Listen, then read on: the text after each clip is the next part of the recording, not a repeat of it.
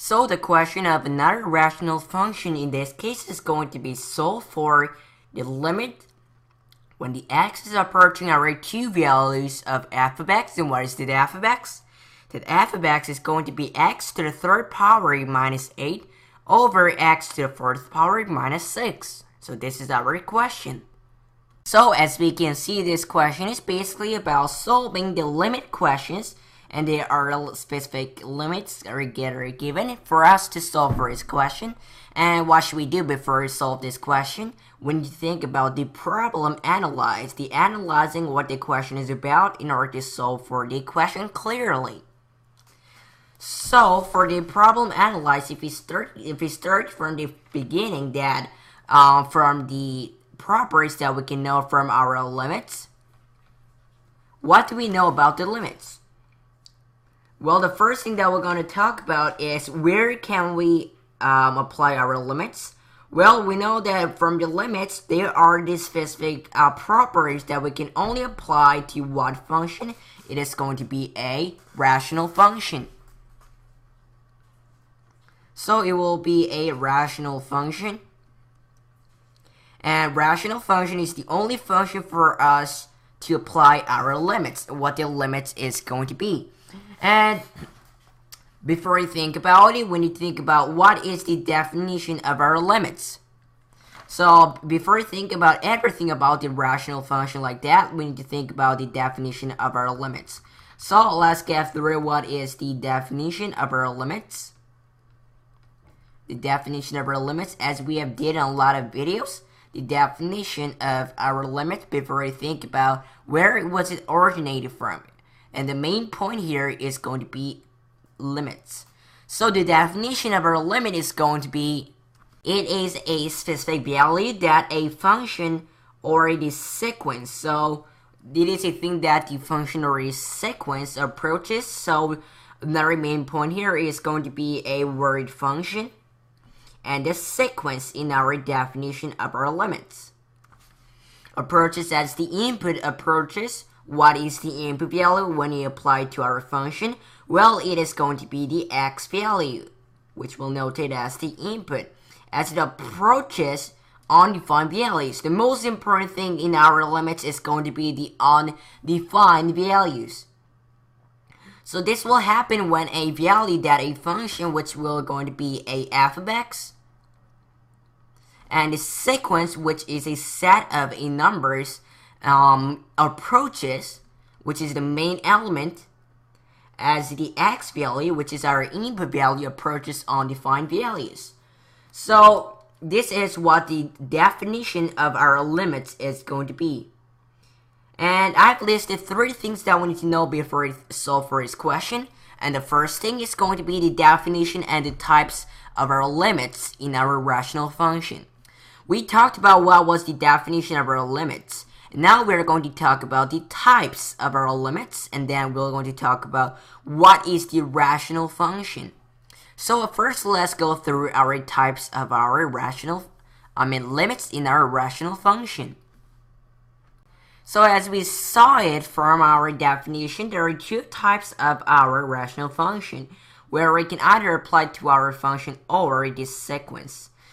So we need to see the differences between the sequence and the functions problem, and this is also going to be types and the formula, types as well as the formula of our limits in our rational function. So the first thing is going to be the limit when the x value approaches to our specific value, which we're gonna note it as our n value, and of f of x. What is this going to be? This is going to be a function. And there should be an output, which we're just going to note it as our b value. This is a formula for our function systems when you apply our limit to our rational function. The reason why we can know is because we know that the f of x is the main element that shows that it is a function system. And also, we also have our x value, which is an input of our function. That's why we see that this is a problem or a formula of our limits when you apply to our rational function. Now let's think about the second cases. What is the second case? The second case is a little bit different with our first case because it is a sequence when the limit, let's just say that when the limit of our n value approaches to our I guess a value of a of our n value that is equal to b. What is this going to be? This is going to be a sequence. This is going to be sequence. Now, why do we see that? Because we saw an AN. What is the AN stands for? It stands for a arithmetic sequence, which shows that it is a limits, which shows it is a limits formula for our rational function, not a rational function for our sequence. So these two terms is an addition. If we added all of them, we'll get the limits, the formula for our actual limits. This is what it is to be a rational function types, or I guess the formula that is crucial to our definition of our limits.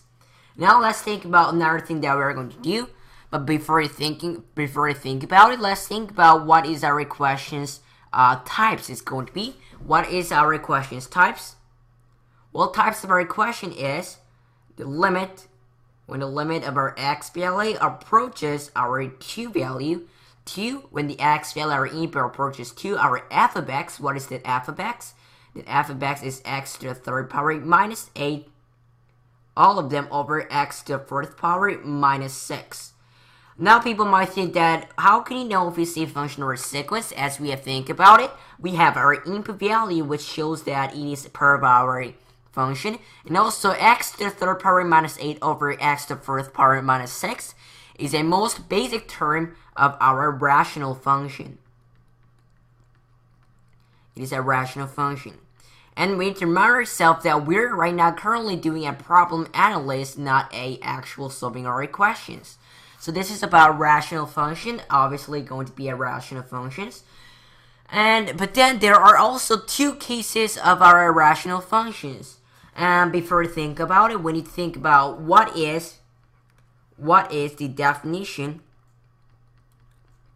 What is the definition of our irrational function, which is our basic element that defines our limits. What is the definition of our irrational function?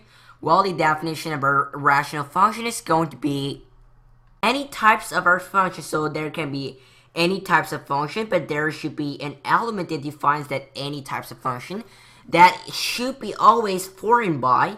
So its function should always be formed by a fraction. It should always formed by a fraction. What is the fraction? It is a term that is formed by numerator and denominator, and especially for that fraction, the numerator, which is the top one, and denominator, which is the bottom one, should always be a polynomials. What is the polynomials?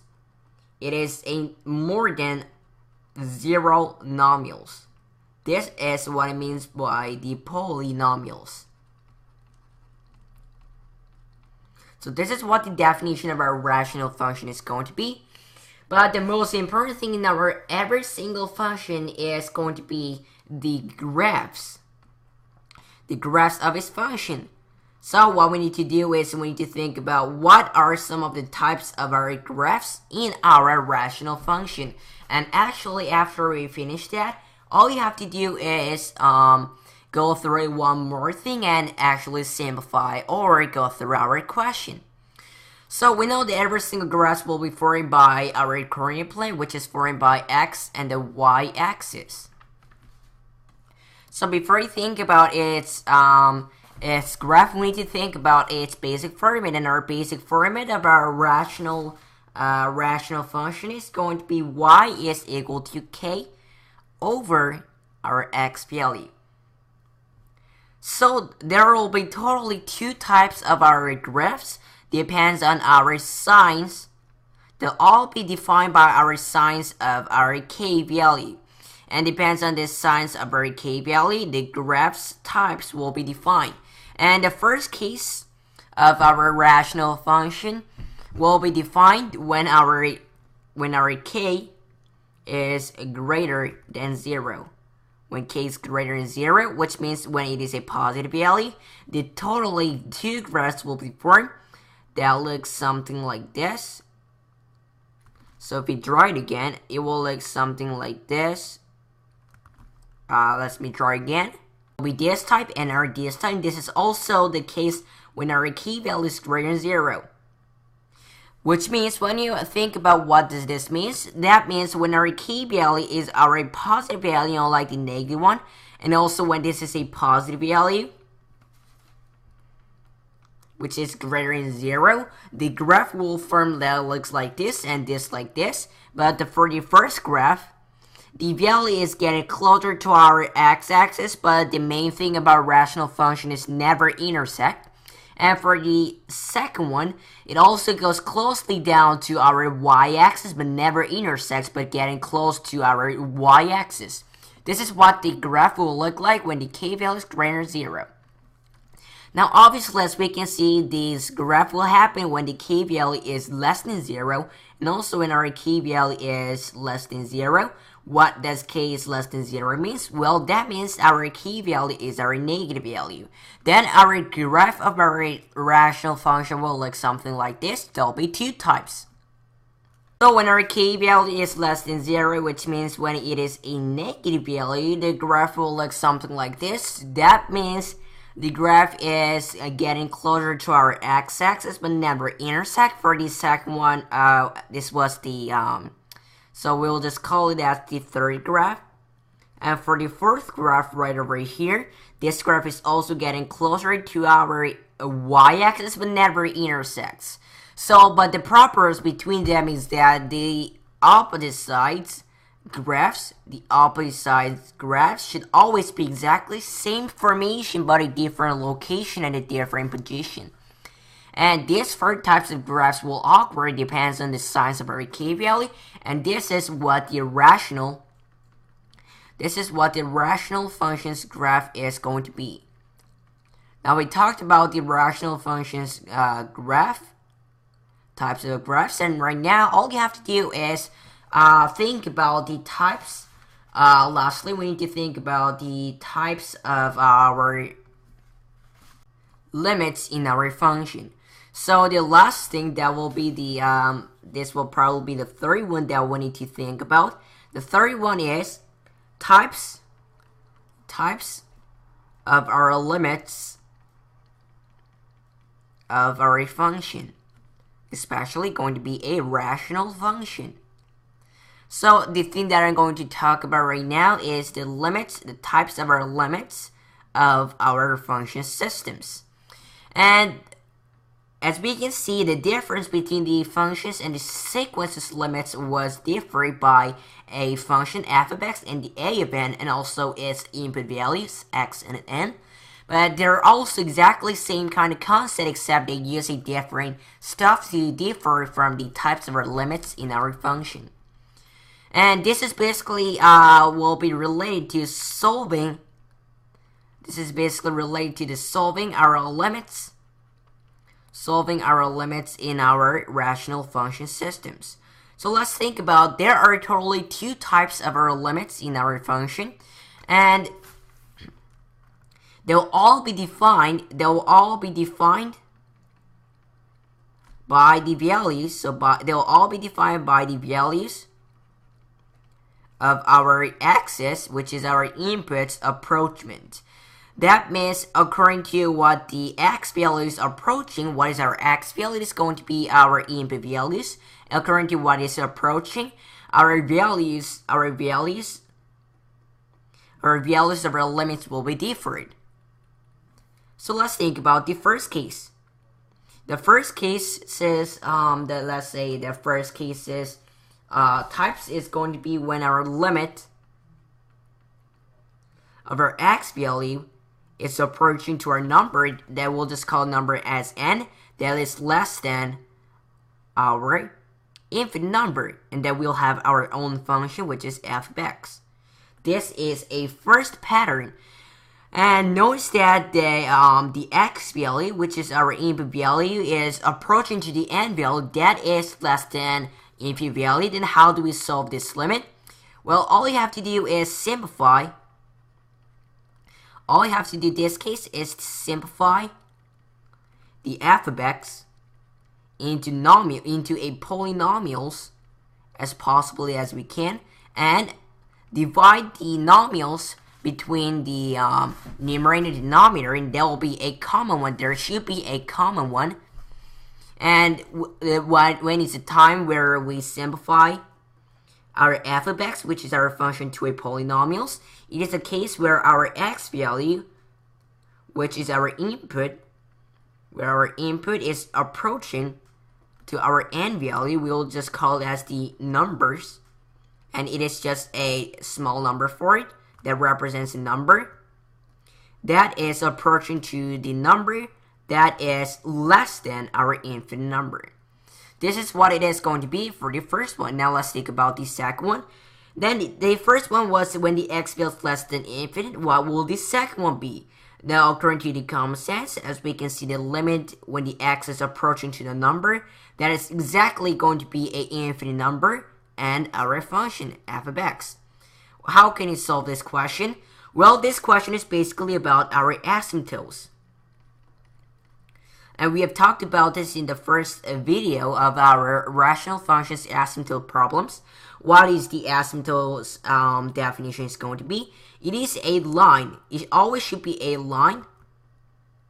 It always should be a line that keeps going, approaching to a specific curve over a given graph, but never intersects. Never intersects. This is what the asymptote is going to be. And this was the case when our n value, which is a number that is our x value is approaching, is equal to infinite number. Then we are applying our what is called the asymptotes to solve for it. And so there were totally two cases where the question is where the x value, our input, is approaching to the number that is less than infinite. And the second one was when our n value, our number, is approaching the number that is exactly infinite value. What should we do when our n value, which is the number, is approaching our number that is less than infinite? Well, we need to simplify. Always need to simplify the f of x. What is the f of x? The rational function that is formed by a fraction. And what should we do? We need to think about simplifying our fractions into polynomials. Then there will be similarities between the numerator and denominator, and all you have to do is simplify it and apply our x value. What should we do for a second case where our limit value, when the x value is approaching exactly a infinite value? What should we do? Well, we're not applying the same thing with the first one. What we do is we apply the new concept called asymptotes. And what was the definition of our asymptotes? As we have talked about this in lots of videos, it was a line that keeps going toward the curve, like this four graphs right over here, except these four graphs are approaching our axis. So there are the main differences. And as the curve are approaching, but to never intersect, that is what the asymptote is going to be. These were the types of our limits in our function. Now all you have to do is actually get through our question, because we're done with the second one.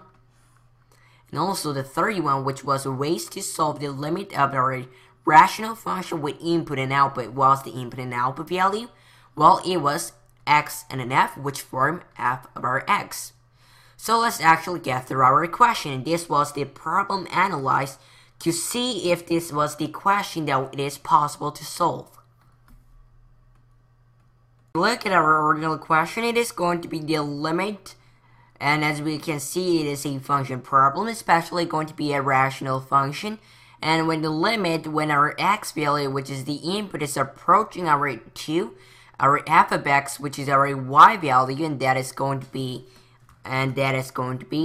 x to the third power minus 8, all of them over x to the fourth power minus 6.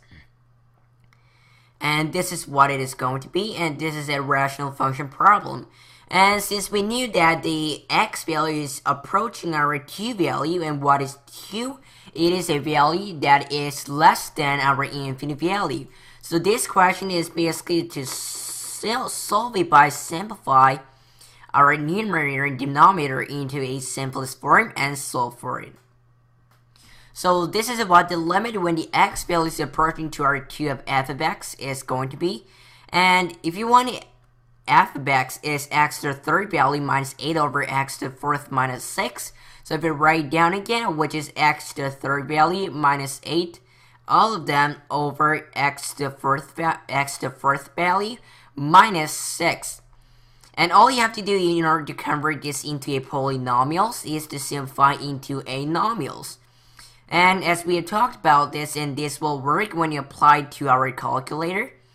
And for the first thing, x to the third power minus 8, what will it be if we convert this into a full polynomials, which is a form of nomials? Well, it is going to be x minus 2 times x squared plus 2x plus 4, and this is what it is when you type it in the calculator, and this will work in any type of calculator. And the second thing will be x to the fourth power minus 6. What will this going to be if you factor it out? Well, it will be x minus 2 times x plus 2 times x squared plus 4. This is what it is to be the x to the fourth power minus 6 when you convert this into a factorable nomials, and this is what it is when you convert the x to the third power minus 8 into a polynomials. When you convert x to the third power minus 8 values, and we can also type this into a calculator, it will be x minus 2 times x squared plus 2x plus 4. And x to the first power minus 6, it will be x minus 2 times x plus 2 times x squared plus 4. And this is what it is when we convert our polynomials of our numerator and denominator of our fraction together. And if we simplify this again, this question is going to be the limit when our x value is approaching our 2 of our, instead of f of x, which is x to the third value minus 8 over x to the fourth value minus 6, we are applying this one as a numerator and this one as a denominator. So if we do it, we'll get x minus 2 times x squared plus 2x plus 4, and all of them over x minus 2 times x plus 2 times x squared plus x squared plus 4. And this is what is the actual fraction became after we simplified this. After we simplified our original fractions into a polynomials. And what should we do in order to solve for our equation? And what was our original equation? It is to solve for a values when our x value is approaching 2. And the only reason why we couldn't apply our x value when it's approaching 2, why we couldn't apply our 2 value to our original function, is because it should be undefined. And the reason why we are simplifying our fraction is because we want to remove the factors. We need to remove the factors that makes our fractions undefined. So if you remove our x minus 2 and the x minus 2 together because they are factorable, all we get in this case is going to be in the numerator x squared plus 2x plus 4, and all of them divided by x plus 2 times x squared plus 4. What we need to do, we need to apply our x value where it is approaching 2. So we are basically trying to solve for the value of when our input value is approaching 2.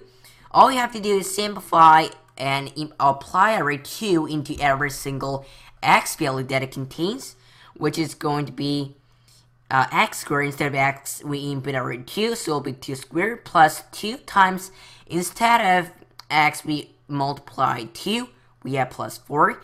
This is the stuff in the numerator and denominator. Instead of x, we input 2, which is going to be 4, and then all of them times x squared value. What is the x value? Is 2, so it will be 2 squared plus 4. All you have to do in order to solve for our answer, ultimate answer, is to simplify this value. So what is the numerator going to be? 2 squared is going to be 4, plus 2 times 2, which is going to be 4, and then plus 4. 2 squared 4, 2 times 2 is 4, plus 4 is 4. So if we add all of them, it will going to give us 12. And what is the denominator is going to be? The 4 times what is 2 squared plus 4, it is 8 times 4, which is 32. So this will be 32. And our ultimate question, in order to solve for this question, will be 12. What is 12 divided by 32? And they're all divisible by 2 because it is the common multiple of these factors. And if you divide 12 to our 2, will be 6. And if you divide 32 to our 2, it will be 18.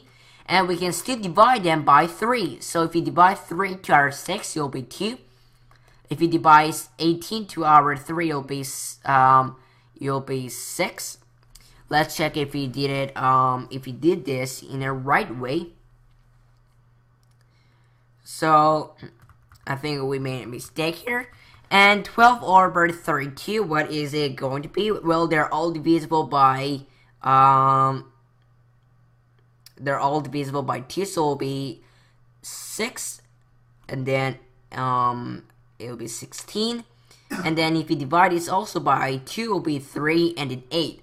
So our question, where it was the limit, where the x value is approaching to our value of our f of x, which was f of x was x to the 3rd power minus 8, all of them over x to the 4th power minus 6. This total value will be 3 over 8. The x value as the x value approaching 2. Our y value, which is f of x, is approaching our value 3 over 8.